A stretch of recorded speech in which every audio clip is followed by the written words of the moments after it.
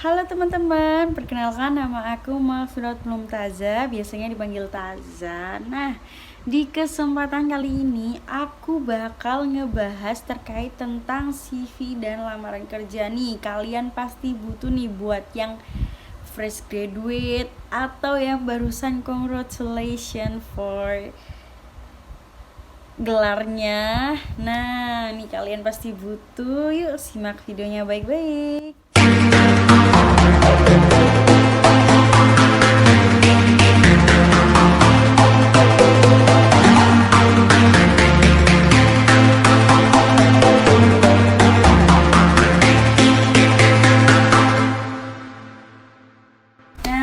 Di kesempatan kali ini aku bakal ngejelasin terkait dengan CV dan lamaran kerja. Bagi yang tanya, apa sih CV dan lamaran kerja dan buat apa sih CV, harus ada CV dan lamaran kerja? Nah, di sini aku mau jelasin. CV dan lamaran kerja sendiri ini adalah suatu berkas yang biasa digunakan untuk melamar kerja atau bisa disebut juga sebagai persyaratan individu untuk memperkenalkan diri kepada perusahaan yang ingin dituju untuk mendapatkan pekerjaan yang diinginkan. Nah, bagi yang tanya nih, apa sih bedanya CV dan lamaran kerja? Nah, bedanya ini, CV ini merupakan daftar riwayat hidup yang mencakup informasi tentang pendidikan, pengalaman kerja, keterampilan, prestasi, dan informasi pribadi lainnya. CV ini termasuk dokumen yang memberikan gambaran singkat tentang latar belakang dan kualifikasi kalian. Sedangkan lamaran kerja sendiri ini adalah mencakup dokumen yang menjelaskan tujuan kalian melamar pekerjaan ini dan mengapa kalian adalah calon yang cocok untuk posisi tersebut. Singkatnya, CV dan lamaran kerja ini berfungsi untuk menarik perhatian perekrut dan meyakinkan mereka bahwa kalian ini cocok atau kandidat yang cocok untuk posisi yang dilamar tersebut. Contohnya nih, ketika kalian lulus dari perguruan tinggi dan kalian pengen bekerja di perusahaan besar di bidang IT contohnya, dan kalian sadar bahwa persaingan dalam dunia kerja ini sangat ketat dan banyak perusahaan yang menerima banyak lamaran untuk satu posisi saja. Nah, oleh karena itu, kita menyadari betapa pentingnya memiliki CV yang menonjolkan prestasi dan pengalaman lainnya. Dan dari itu, kita juga memahami bahwa surat lamaran kerja adalah kesempatan untuk menjelaskan betapa antusiasnya kita terhadap industri yang akan kita lamar, seperti itu, dan bagaimana kalian kita ini akan memberikan kontribusi bagi perusahaan yang kita tuju, seperti itu. Karena itu nih, sebelum lamar kerja ini kita harus memikirkan dan menentukan dulu tujuan dan target pekerjaan ini. Karena itu untuk membantu kita fokus dan menyesuaikan CV serta surat lamaran dengan posisi yang dituju. Jadi kayak terarah gitu. Nih buat yang tanya, apa aja sih hal penting untuk membuat CV yang efektif? Nah, membuat CV yang efektif ini melibatkan beberapa langkah penting untuk memastikan bahwa kalian telah menyampaikan informasi dengan jelas dan menonjolkan kualifikasi kalian dengan baik. Langkah-langkah dan elemen penting yang perlu kalian pertimbangkan dalam membuat CV ini ada yang pertama nih, aku mau jelasin langkah pertama, penyusunan informasi dasar. Nah, penyusunan informasi dasar ini seperti kontak. Biasanya kalian harus menyertakan nama lengkap, alamat, nomor telepon, dan alamat email yang dapat dihubungi, seperti itu. Takutnya pihak industri tertarik dengan CV Anda tapi tidak ada kontaknya nih, mau hubungin di mana dong? Jadi seperti itu pentingnya penyusunan informasi dasar. Dan ada langkah yang kedua, ringkasan profil. Nah, ringkasan profil ini biasanya menyangkut ringkasan pribadi atau gambaran singkat tentang diri kalian nih, atau kualifikasi utama dan tujuan karir yang dituju, seperti itu. Ada langkah ketiga, pendidikan. Nah, di sini biasanya menyangkut pendidikan terakhir. Nah, kalian harus mengurutkan pendidikan dari yang terbaru sampai yang tertua. Dan jangan lupa sertakan nama institusi, gelar yang diperoleh, tahun lulus, dan prestasi penting jika ada, untuk menambah ketertarikan industri. Ada langkah yang keempat nih. Nah, langkah yang keempat ini adalah pengalaman kerja. Pengalaman kerja, urutkan pengalaman kerja ini dari yang terbaru sampai yang ke tertua, sama seperti pendidikan tadi. Jangan lupa sertakan nama perusahaan, posisi, tanggal mulai dan berakhir, serta tugas atau job desk dan tanggung jawab yang relevan, seperti itu. Ada langkah yang kelima nih. Langkah yang kelima ini adalah menyangkut keterampilan umum. Biasanya sertakan keterampilan yang relevan dengan pekerjaan seperti bahasa asing atau kemampuan bahasa, keterampilan komputer, keterampilan interpersonal, dan lain-lain ya. Mungkin kalian ada keterampilan apa nih, kelebihannya apa, masukin aja ke sana. Dan ada keterampilan khusus. Nah, keterampilan khusus ini yang berhubungan dengan pekerjaan yang kalian lamar.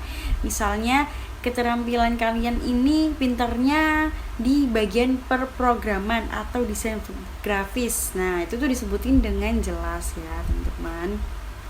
Ada langkah yang keenam nih, prestasi dan penghargaan.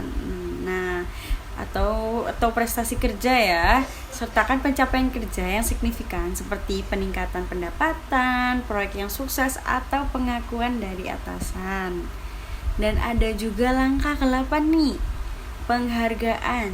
Nah, jika kalian pernah menerima penghargaan atau pengakuan khusus, sebutkan dalam bagian ini, masukin aja nih di penghargaan.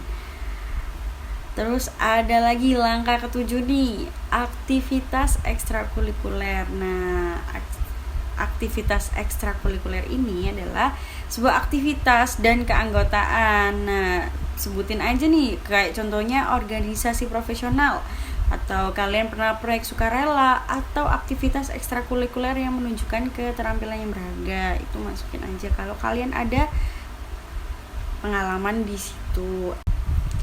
Nah, aku udah nyebutin langkah-langkahnya. Gak enak gak sih kalau gak ada contohnya? Nih, aku kasih contoh CV aku seperti ini. Udah aku kasih contoh CV-nya. Nih, aku mau kasih tips tambahan buat kalian nih.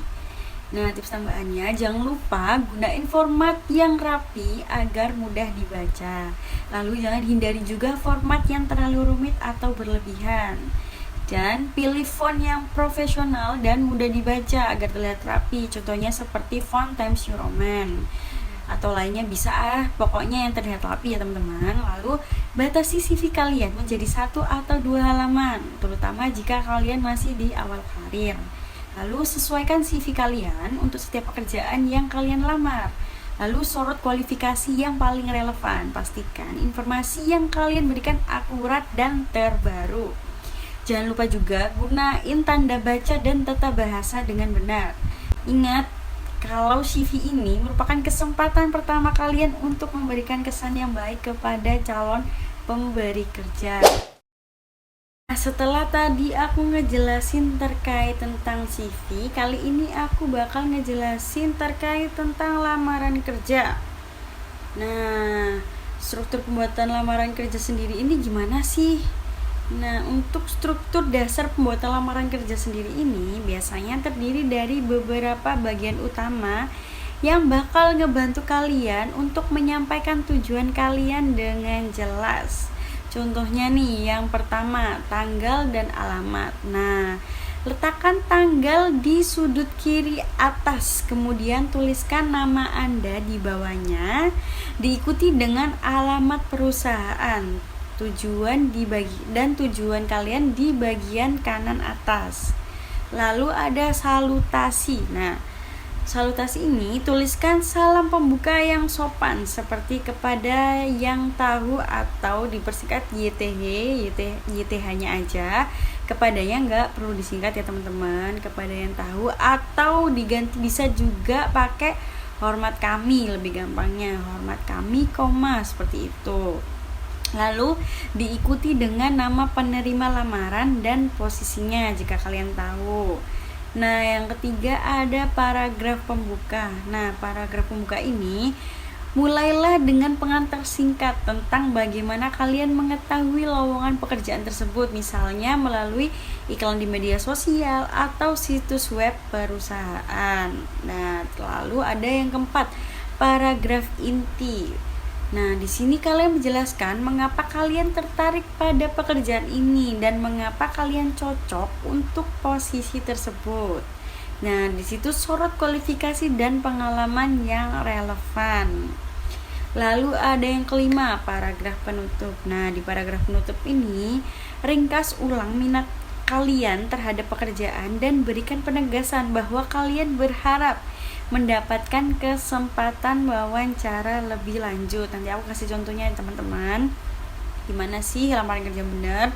Dan ada yang keenam, pernyataan penutup. Nah, di sini akhiri surat kalian dengan kalimat penutup yang sopan seperti hormat kami, lalu diikuti dengan nama lengkap kalian. Lalu ada juga yang terakhir, tanda tangan. Nah, setelah mencetak surat, berikan tanda tangan Anda, nama dan yang telah kalian tuliskan di bagian penutup.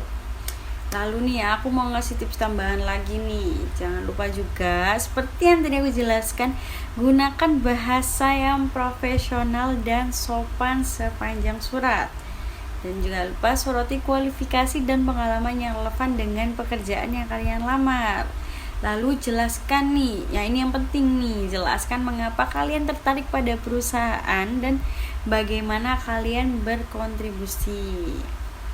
Pastikan juga surat tidak terlalu panjang, idealnya sih biasanya 1 halaman. Sesuaikan surat ini surat untuk setiap perusahaan yang kalian lamar. Nah, setelah aku ngejelasin terkait CV dan lamaran kerja nih, pasti kalian punya kendala saat pembuatan CV dan surat lamaran kerja itu sendiri. Biasanya yang sering aku dengar ini, biasanya gimana sih kalau memiliki keterbatasan dalam pengalaman kerja atau nggak punya pengalaman kerja nih. Nah, biasanya kalau kalian nggak punya pengalaman kerja atau keterbatasan pengalaman kerja, fokuskan saja kepada kualifikasi atau keahlian dan prestasi lain yang dapat mendukung surat lamaran kerja kalian. Nah, soroti pengalaman magang atau proyek sukarela atau kegiatan di luar pekerjaan formal yang menunjukkan kemampuan dan minat kalian di bidang yang kalian lamar, seperti itu. Nah, setelah itu, ketika surat dan CV lamaran sudah di tangan industri, kalian harus mempersiapkan dulu sebelum ke tahap wawancara. Kalian harus riset tentang perusahaan dan posisi yang dilamar untuk menyiapkan diri untuk menjawab pertanyaan umum sebagai bentuk melatih diri kalian dalam menghadapi wawancara dengan lebih percaya diri. Seperti itu teman-teman. Nah, kita udah ada di ujung pembahasan. Terima kasih sudah menyimak dengan baik. Saya pamit undur diri. Wassalamualaikum warahmatullahi wabarakatuh. Semoga ilmu yang didapatkan bermanfaat dan semoga yang belum punya kerja semoga punya kerja. See you, bye bye.